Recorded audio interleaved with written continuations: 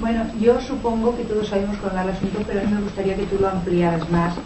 Cuando hay ciertas misiones que hacer, ciertas personas que vienen para cosas concretas a la Tierra o a la Tierra, la jerarquía lo distribuye de alguna manera, porque parece ser que vienen, por ejemplo, los alquimistas, ¿no? Por poner un ejemplo. Entonces vienen todos y se desenvuelven dentro de ese terreno. ¿Así es en todo? En plan de servicio me refiero, ¿eh? Bueno, el servicio es tan amplio que no se puede localizar digamos, en una dirección determinada. Lo que sí puedo decir que en las ramas hay especializaciones dentro del servicio. Entonces hay educadores, hay hombres en el terreno de la ciencia, de la cultura, de la religión, de las bellas artes, y todos trabajan para la jerarquía. Bien entendido que no trabajamos para el maestro, que no trabajamos para nuestro pequeño esramo, trabajamos para el conjunto de la jerarquía.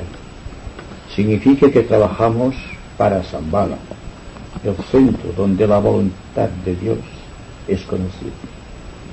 El terreno de la especialización es largo, prolongado, exige siglos, diría yo, de preparación técnica, esotérica y mística para especializarse correctamente para servir a la jerarquía. Como hizo, por ejemplo, Madame Blavatsky, se especializó durante muchas vidas para escribir la doctrina secreta. Krishnamurti, espero yo, se ha especializado durante muchas vidas para dar tu mensaje típico de la nueva era. Nosotros estamos especializándonos de alguna manera para algún servicio definido como grupo. Significa esto que no estamos especializándonos individualmente para ser reconocidos, para contraer méritos cara a la jerarquía, cara al maestro o cara a la propia humanidad. Estamos simplemente en observación mística. Estamos siendo vigilados atentamente por aquellos que llevan adelante el plan. Por lo tanto, cuanto hagamos en grupo, no individualmente, tiene una repercusión esrámica. Y teniendo una repercusión esrámica, tiene una repercusión jerárquica. Lo cual significa que de una u otra manera estamos siendo observados por el ojo místico de Shambhala. Y lo maestro se ha repetido muchas veces, la jerarquía en definitiva, se preocupa muy poco de la actitud del discípulo frente a sí mismo, frente a su pequeña vida kármica, su pequeña vida personal. Pero sí, se preocupa mucho de la labor que puedan realizar en el mundo los pequeños grupos enlazados de una u otra manera con algunas ramas de la jerarquía.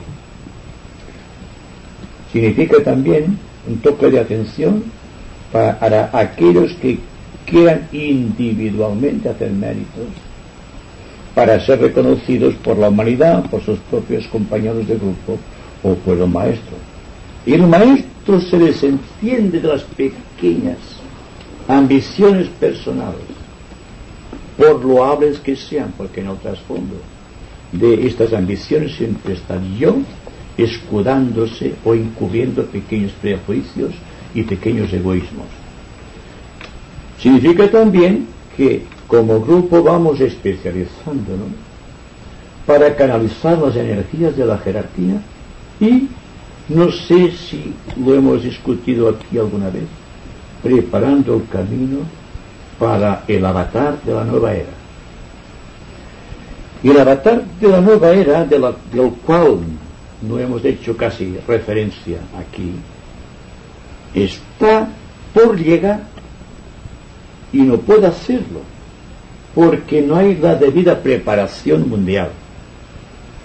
Y cuando hablamos de la preparación mundial no nos referimos naturalmente a los grupos políticos y religiosos en su totalidad, sino a los pequeños grupos esotéricos, espirituales, místicos, dentro de los cuales un grupo de personas tratan de fundir sus auras e invocar fuerza débica para contribuir con esta aportación de luz a preparar el camino del avatar.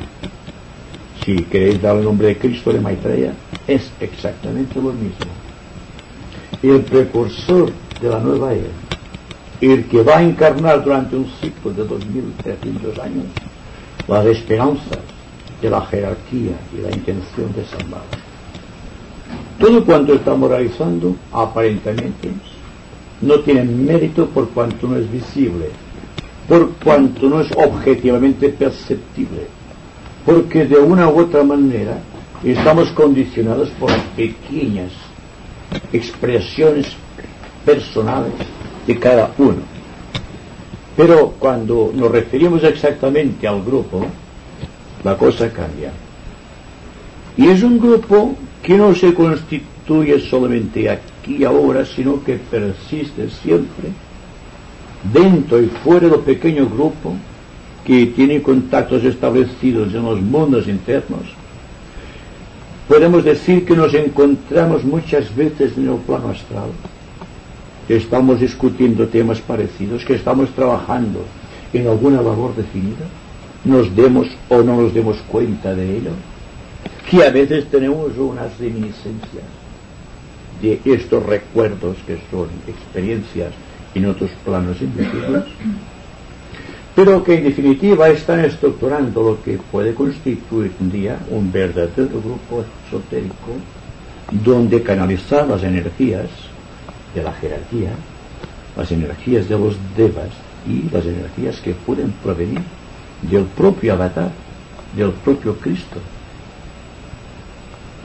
No sé si la idea ha quedado clara, pero interesa aclarar, sí, que el hecho de encontrarnos aquí ahora no es una obra realizada al azar, o que ha sido un destino ciego que nos ha juntado en un momento cíclico del tiempo, sino que muchos de nosotros ya nos conocemos de antes, que venimos enlazados kármicamente de muchas vidas atrás, y el que no esté en esas condiciones desaparecerá del grupo sin darse cuenta, porque habrá una fuerza invisible que la separará del grupo. Significa también que para actuar en forma de grupo y para establecer un contacto consciente con las ramas, significa que será el precursor, el contacto precursor de la jerarquía. Hay que esforzarse aquí y ahora. Diréis que parece ser que es una cosa muy relativa el esfuerzo que podamos realizar conjuntamente.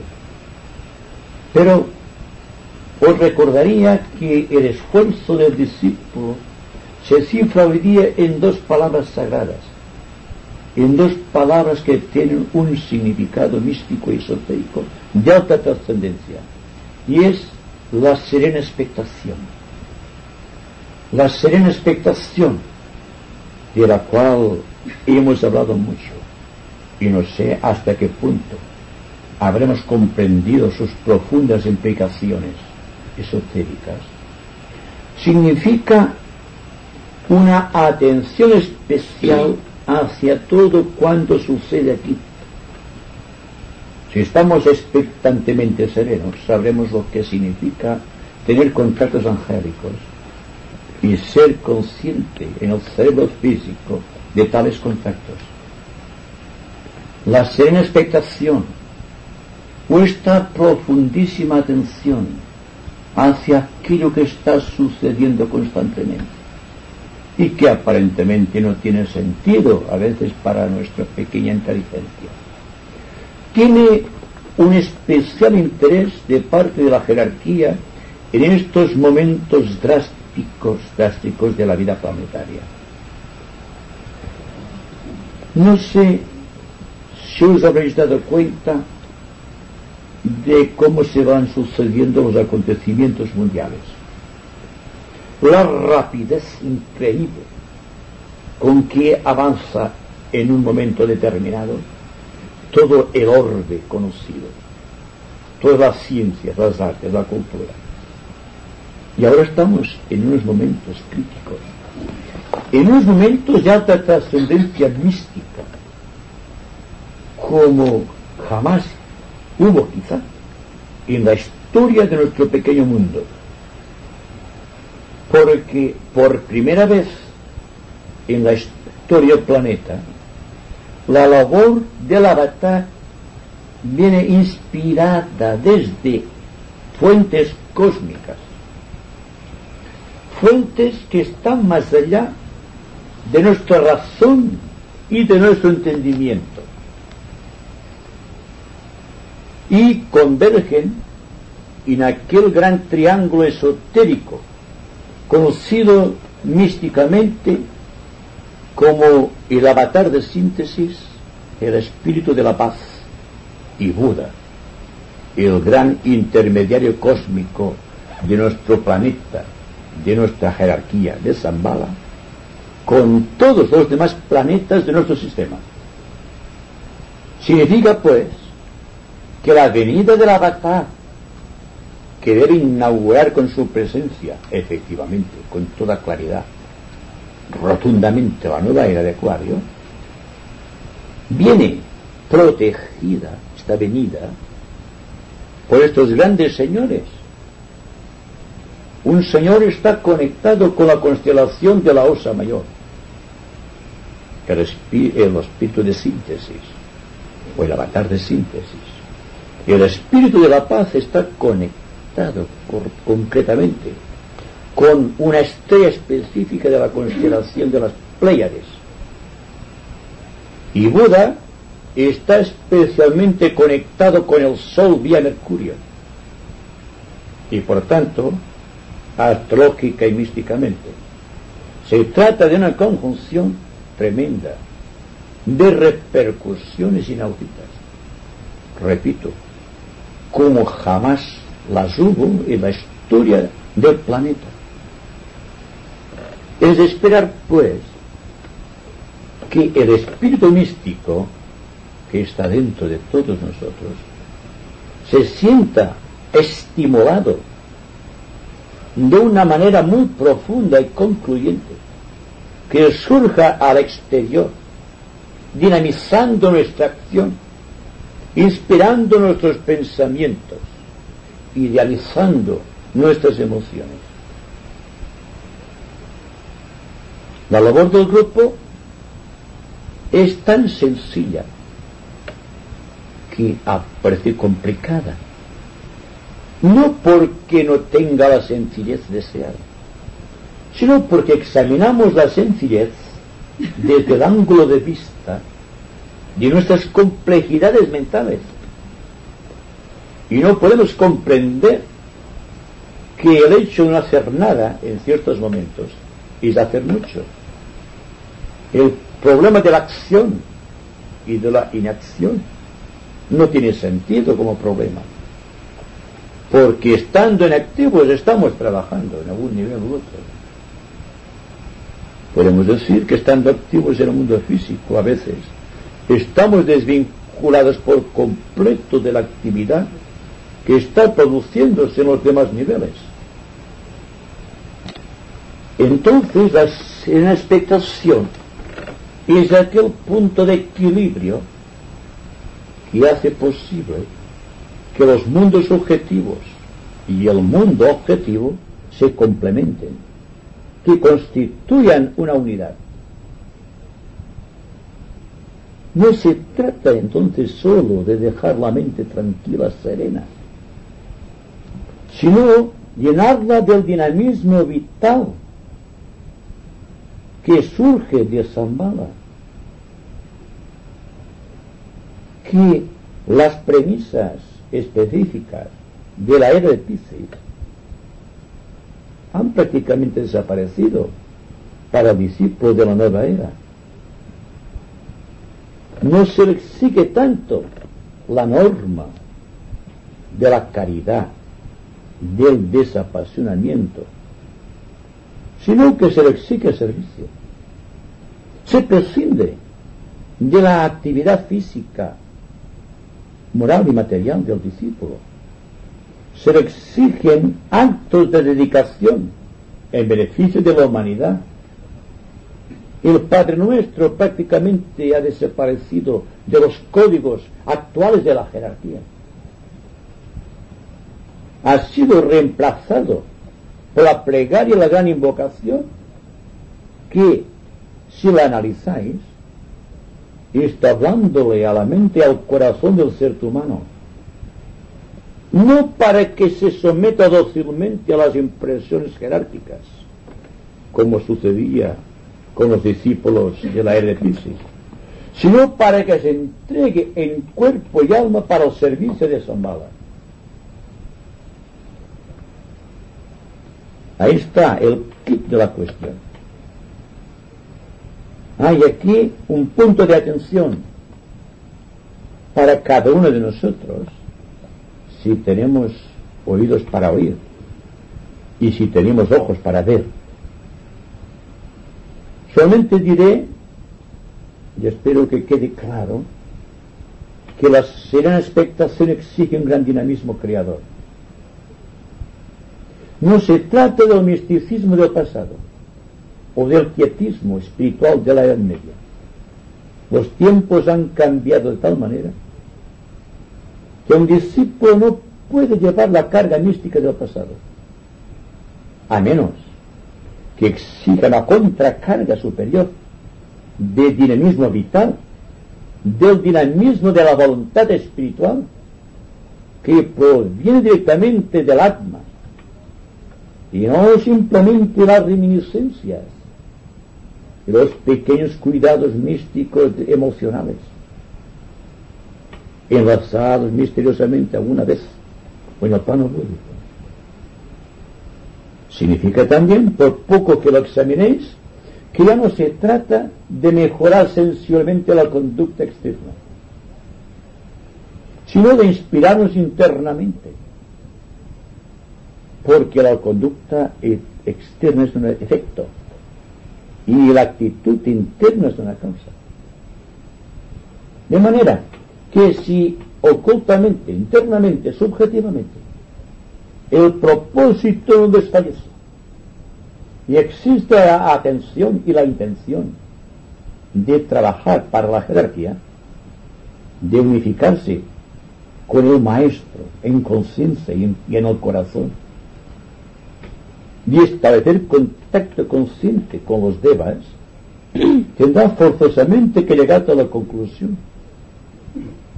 de que toda su vida tiene que cambiar, por cuanto la vida actual del hombre espiritual es de cara al exterior, de creerse alguien en el mundo del espíritu y que la gente lo reconozca.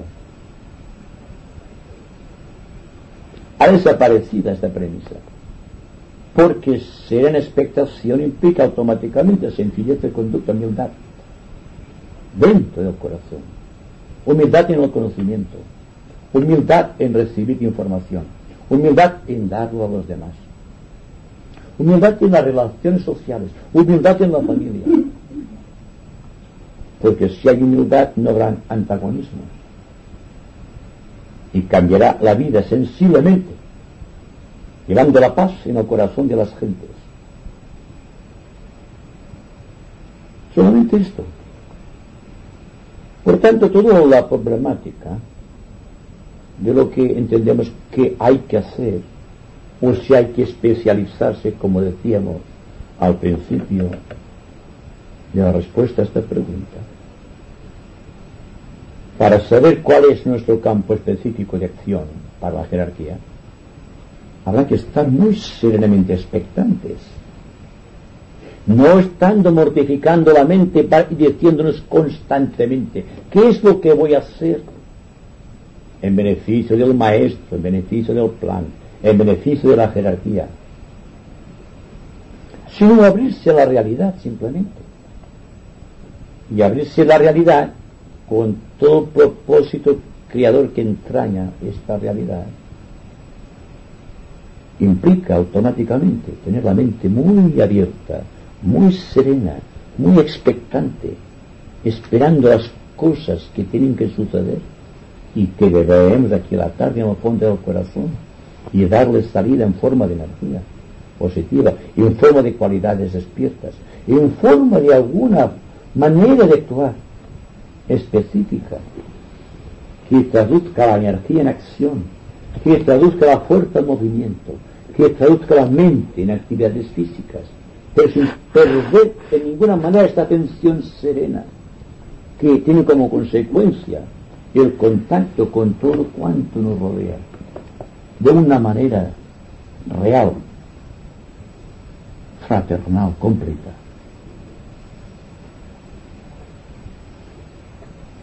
Quisiera añadir a esto una información que dio Mary Bailey en una conferencia en los Estados Unidos hace un par de años.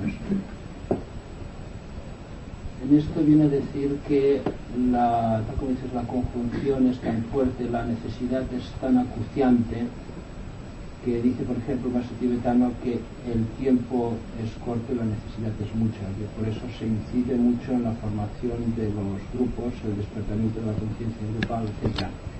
Y que para preparar esta venida de este avatar en la nueva era, así como cuando vino el Buda a la existencia hubo unos 60 miembros de la jerarquía que se exteriorizaron, con el Cristo me parece recordar que eran 300, y actualmente la conjunción es tan fuerte que se van a exteriorizar unos 3.600 miembros en todos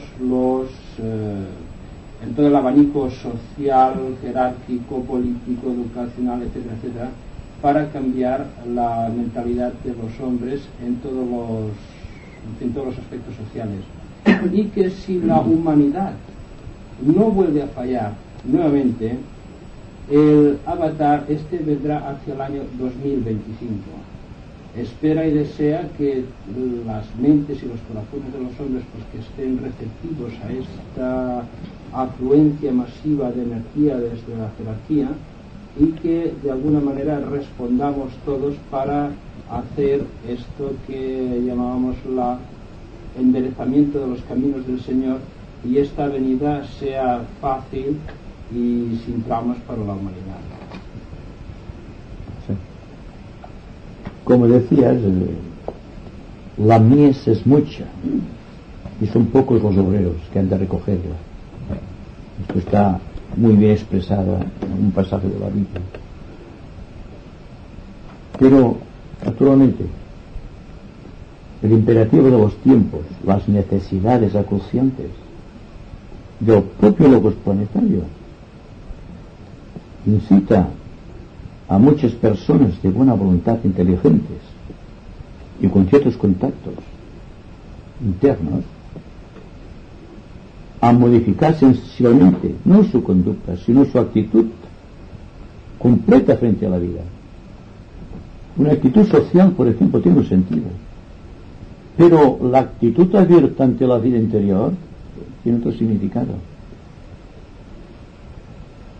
Teniendo en cuenta también que una actitud externa no puede, digamos, sacudirse de la influencia o condicionamiento de la actitud interna. Sucede lo mismo con aquellas personas que están preocupadas, y parecerá que no tenga sentido, que sea paradójico, pero veréis cómo tiene su relación, de la persona que está impaciente por conocer su destino o conocer su signo astrológico. Está indagando, buscando por cielo y tierra para que alguien desbroce su camino, le señale su destino y le dé una orientación definida. Creo que fue el maestro Kutumi en cierta ocasión a un grupo de chelas que les dijo: hay que estar más interesados en cumplir la ley que no en adoptar los ropajes de la ley, simplemente como sucede con los fariseos del templo. Es decir, que es mejor abrirse a las influencias astrológicas, las que te corresponden por karma, que no intentar saber algo sobre estas leyes. Porque en el momento solemne en que una persona hace contacto con alguna fuerza aérea de rayo, que la conoce y en cierta manera la controla, sabe exactamente lo que tiene que hacer en cualquier momento. Solamente aprecia el sentido astrológico cuando se trata precisamente de especializaciones. Llegar a este punto crucial, dentro del cual se está tramitando dentro del ser humano su verdadera vocación. Y fijaos bien que el campo vocacional es lo más difícil de establecer, porque hay pocas personas que sepan claramente cuál es su vocación. Significa también que no están serenamente expectantes, sino que están serenos en ciertas ocasiones y en otras expectantes, pero que no existe el complemento de la ley, que es completa, que ve la situación desde arriba y desde dentro, y no desde abajo y desde afuera. Esto es un toque de atención para la mayoría de nosotros, que estamos tratando de organizar nuestra vida sobre cánones establecidos de antemano, sobre predeterminaciones. No existen predeterminaciones, existe la ley, y es la ley cuando estás bajo su guarda, bajo su impurio o bajo su guía, que se establece dentro del ánimo la verdadera vocación, que puede ser completamente distinta de todos nuestros deseos y nuestras ambiciones. Sin embargo, si estamos muy atentos y muy serenos, en ciertos momentos del tiempo y del espacio, nos daremos cuenta que hay un camino predeterminado, no por nosotros, sino por nuestra alma espiritual, o por el propio Maestro, y trata de encauzar nuestras energías por los caminos mejores y más fáciles. Existe una línea de mínima resistencia, que es la que tiene que ver con nuestra verdadera vocación, cuando hayamos descubierto. Unas personas sienten la vocación desde la juventud o quizás desde la niñez. Otras personas, por su karma, deben esperar hasta ser iniciados para saber cuál es su vocación. Pero todos trabajaron de una u otra manera, siguiendo el impulso espiritual que les lleva hacia adelante constantemente. Entonces, establecer el campo del servicio no viene por un examen autocrítico de lo que yo puedo hacer, o buscando, por ejemplo, nuestra actitud al frente a la vida de acuerdo con la posición social dentro de la cual hemos nacido, o a través de nuestros estudios, o a través del código genético, o a través de nuestras herencias kármicas. Porque aparentemente en un momento del tiempo todo esto desaparece. Solamente queda una cosa, que es la vocación. Y esta vocación, que es la línea del rayo, que es la línea donde el rayo y la conjunción astrológica se juntan, es cuando el individuo empieza a ser él mismo por primera vez dentro de muchas existencias. Nadie está contento con lo que hace. Nadie se siente identificado con sus ocupaciones, porque no responden a la realidad. Y en tanto subsiste el descontento, es porque existe algo que te ignora. Aparentemente es fácil, pero ves que es difícil establecer la vida no sobre códigos, sino sobre simplificación. ¿Me permites una cosa? Recuerdo también una cosa también de los libros de la Biblia, en que hay una cosa, precisamente creo que se relaciona a la nación de España, Sagitario, que dice que buscar la armonía dentro del conflicto y apartar las nubes es un gran trabajo que podríamos hacer. Buscar la armonía dentro del conflicto, porque hablar en términos trascendentes, entonces llegamos a comprender aquello que se nos dice, pero luego tenemos que aplicarlo a cada una de las condiciones, que a veces por pequeñas las encontramos así, digamos, no nos gustan, no creemos que sea allí donde tenemos que trabajar. Y aquí donde hay el trabajo verdadero, creo yo, es en buscar siempre donde nos encontremos la armonía dentro del conflicto. Si llegamos a encontrar, a saber procurar la armonía donde nos encontramos, aún sacrificando nuestro orgullo, que es la mayoría de las veces, sacrificando nuestros gustos, nuestros placeres, con tal de que donde estemos se produzca la armonía, creo que es un gran trabajo, porque yo algunas veces lo cito, y no he leído sus libros, sino párrafos de sus libros, extractos quiero decir, de Teilhard de Chardin decía que un gran trabajo que podríamos hacer todos sería limpiar el último subplano, él no lo decía así, pero lo digo yo así, el último subplano del plano astral que tantas veces se interpenetra con el plano físico. Y este está lleno de esos egregores de las envidias, rencores, todas las cosas que entonces cuando en una familia o en un lugar de profesión, de la profesión donde nos desarrollamos, en donde sea, cuando hay alguien que él en sí mismo es envidioso, rencoroso, etcétera, etcétera, conecta por afinidad vibratoria con estos egregores que están en una atmósfera que no la vemos, pero que está muy cerca de nosotros y se intercala muchas veces en el plano nuestro. Entonces, si limpiáramos esta atmósfera con nuestra conducta, tenemos un gran trabajo a hacer, pero naturalmente este trabajo no será nunca reconocido. A lo mejor hay personas que lo hacen y son tan humildes, circulan por nuestro alrededor y no las conocemos ni les damos ninguna importancia, porque no tienen nombre, a lo mejor no acuden a ningún sitio, etcétera, etcétera. Claro, el verdadero trabajo es buscar la armonía dentro del conflicto, porque cuando limpiamos estas atmósferas tan cercanas, donde hay todas estas envidias y rencores, estas ansias de poder, estas ansias de brillar, de pasar por encima de los demás, si pudiéramos limpiar todo esto, el mundo social que nos rodea se iría formando de otra manera.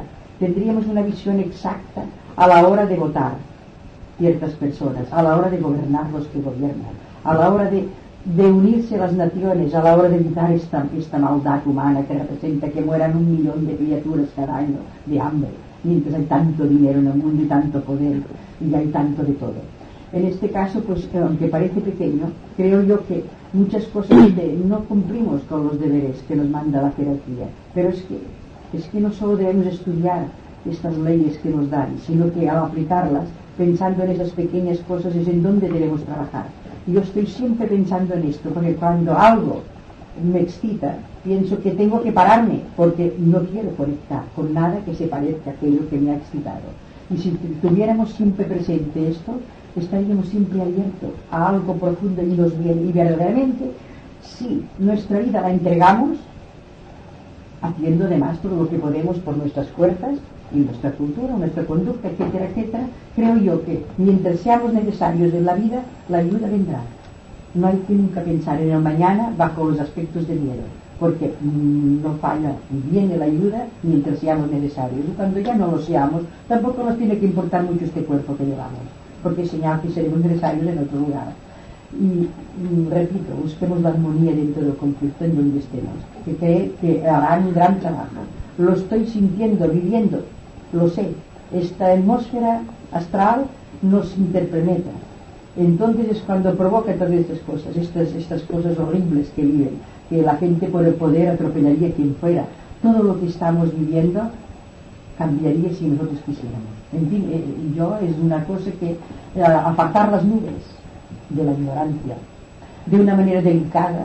A cada uno debemos darle nuestra información y procurar que no sea tendenciosa, solamente desmitificar lo que es desmitificable a nivel de la persona que nos escuche, si podemos. Y luego, eso sí, en nuestra conducta diaria, en nuestro contacto con los demás, procurar siempre armonizar, que nunca algo se saque de sus casillas, que cada uno podamos afianzar nuestros derechos dentro de la humildad y de la armonía. Y yo me parece que es uno de los trabajos que nos piden los maestros desde su nivel.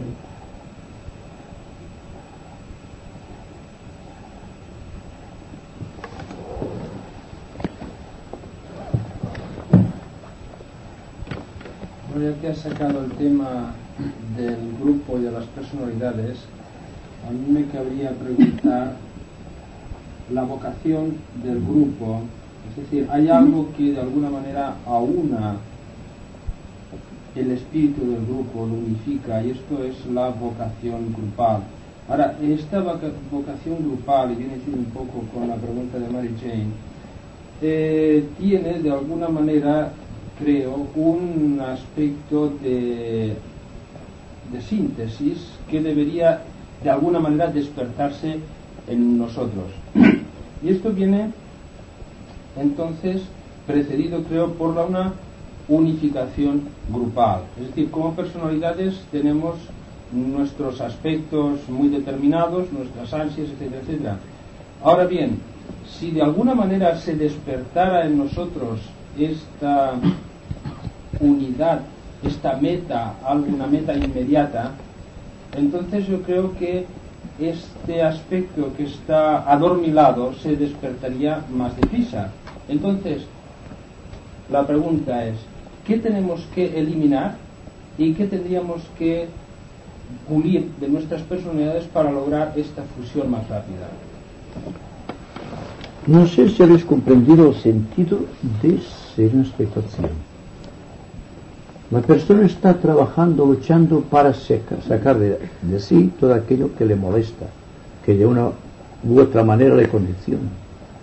Pero si la persona se hace inocua, conocido el significado de inocuidad, cuando la persona internamente es pura, porque está dentro del ideal, lo demás desaparece por ley de vibración, o se separa por ley de vibración.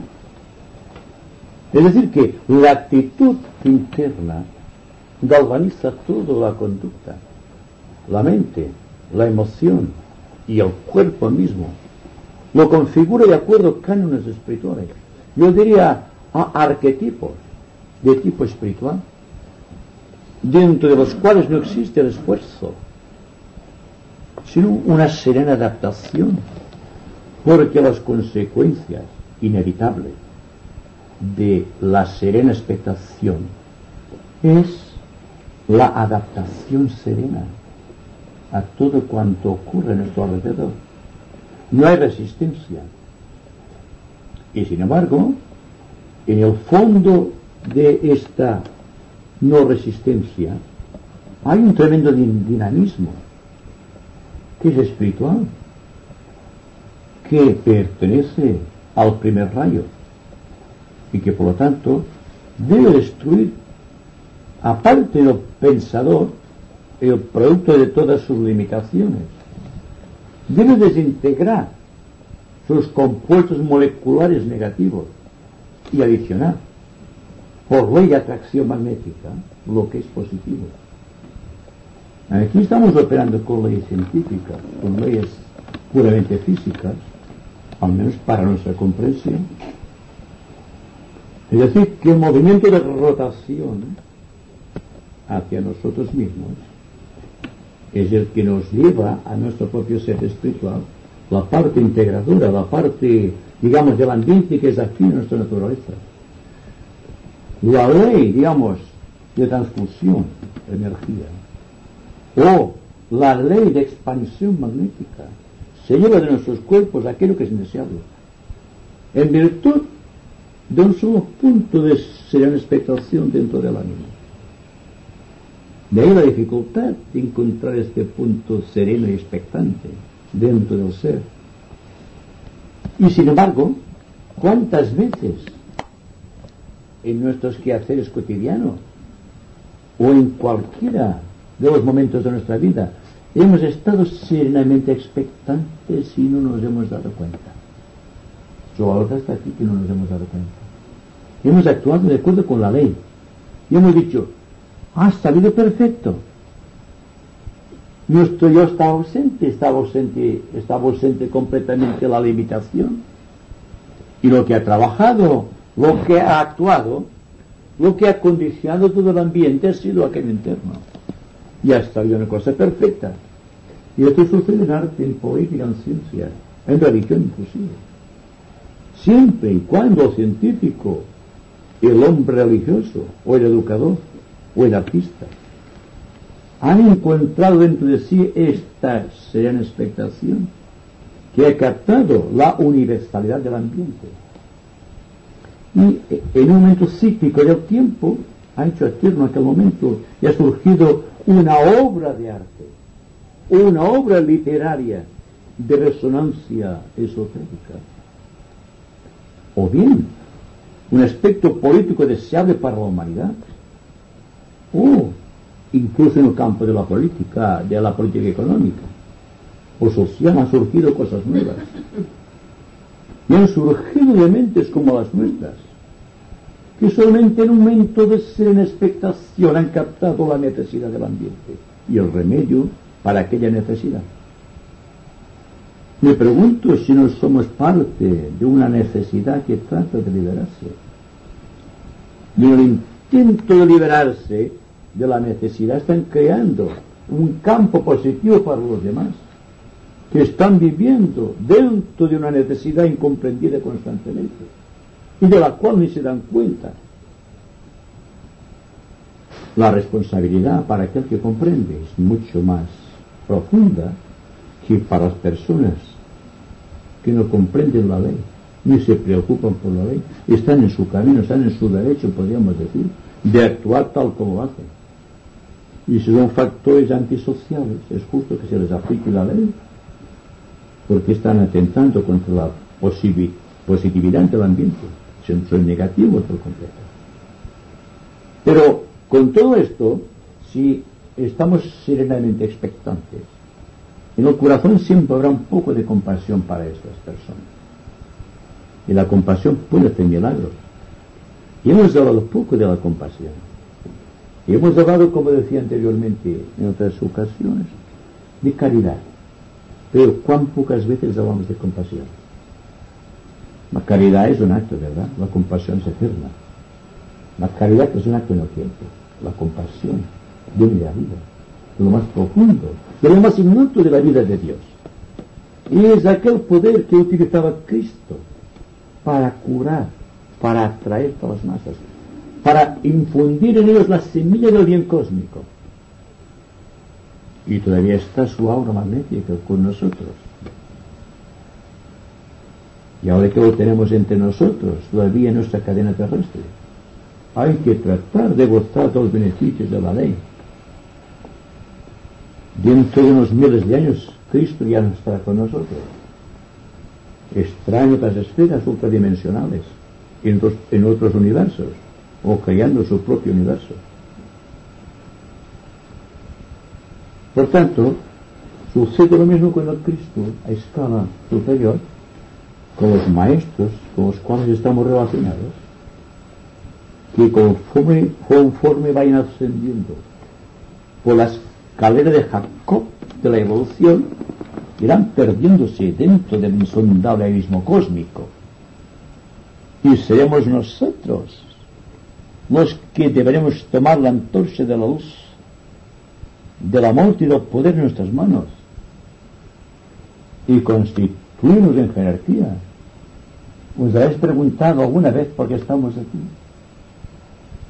Si avanzáis siglos, os dais cuenta que estamos preparándonos para ser maestros de compasión y de sabiduría, que somos los discípulos que debemos tomar en nuestras manos el poder, el amor y la luz, y llevar adelante el plan.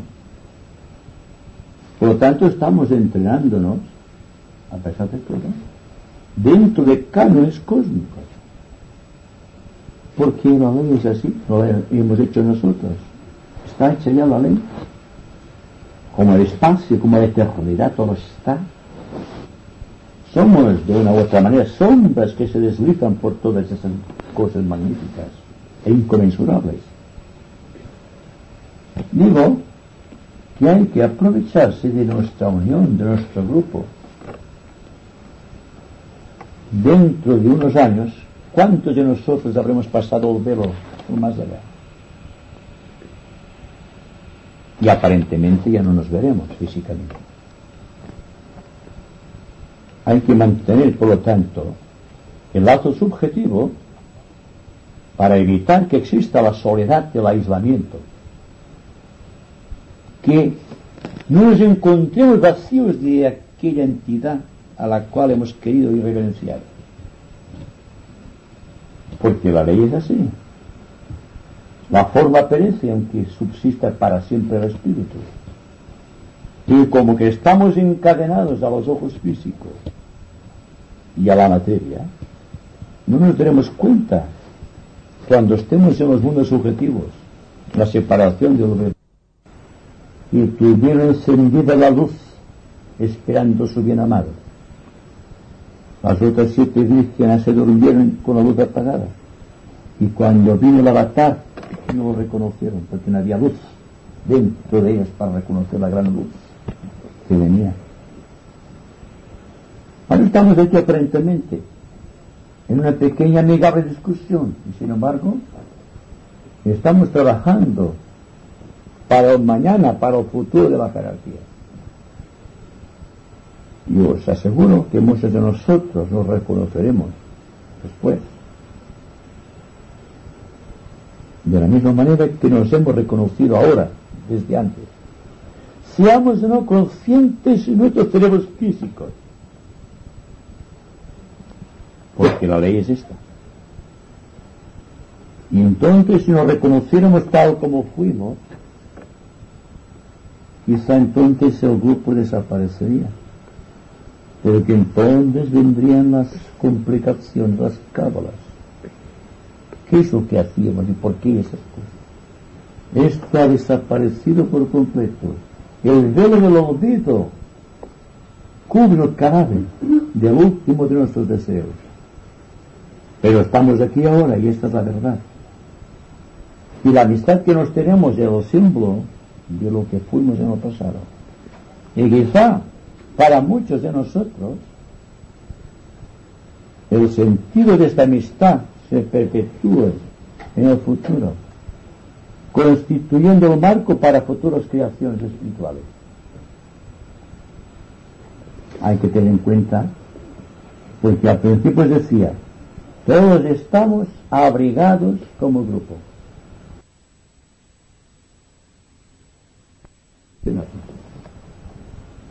Y sin embargo el grupo debe continuar, amparándonos en la luz del devenir eterno y esperando la promesa de la gracia santificante